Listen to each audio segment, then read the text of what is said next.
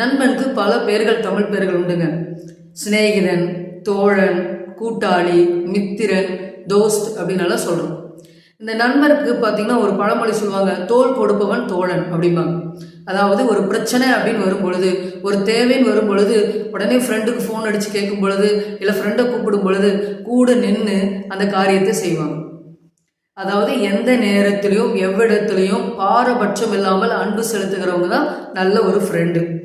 ஆதரவு செலுத்துறவங்க, மகிழ்ச்சியாக இருக்கிறவங்க, அன்பாக பழகிறவங்க, துன்ப வேலையில் உதவும் போது சுத்த இறுதியும் உள்ளவர்களாக, ஒரு தப்பு செஞ்சால் கண்டித்து உணர்த்துவர்களாக, அதே போல் நல்ல சுபாவம் உடையவர்களாக இருக்கிறவங்க தான் நல்ல ஃப்ரெண்டுக்குரிய குவாலிட்டிஸ் இருக்கிறவங்க. ஆனால் இன்றைய நாட்களில் பார்த்திங்கன்னா நல்ல ஃப்ரெண்ட்ஸ் அப்படிங்கிறது ஒரு சிலரை விரல் விட்டு எண்ணிடலாம். ஆனால் நிறைய பேர் ஃப்ரெண்ட்ஸ் வச்சுருக்கிறாங்க. அந்த ஃப்ரெண்ட்ஸ் எல்லாம் பார்த்திங்கன்னா பிசாசினுடைய தூதுவர்களாகவே இருக்கிறாங்க. அதாவது ஒருத்தர் கெட்டவங்களாக இருப்பாங்க, அவங்களோடு பழகிற ஒரு ஃப்ரெண்டு நல்லவராக இருந்தால் அவங்கள என்ன பண்ணுவாங்க, நீ எனக்காக இந்த காரியத்தை செய்யன்னு சொல்லி கெட்ட பழக்க வழக்கங்களை பழக்கி விடுவாங்க. இப்படிப்பட்ட ஃப்ரெண்ட்ஸை தான் நான் பிசாசின் தூதன்னு சொல்லி சொன்னேன். அப்படி நல்ல நண்பர்கள் யார், கெட்ட நண்பர்கள் யாருன்னு நம்ம பிரித்து பழகும் பொழுது தான் நல்ல நண்பர்களோடு பழகும் பொழுது நல்ல சுபாவமுடையவர்களாக இருப்போம்.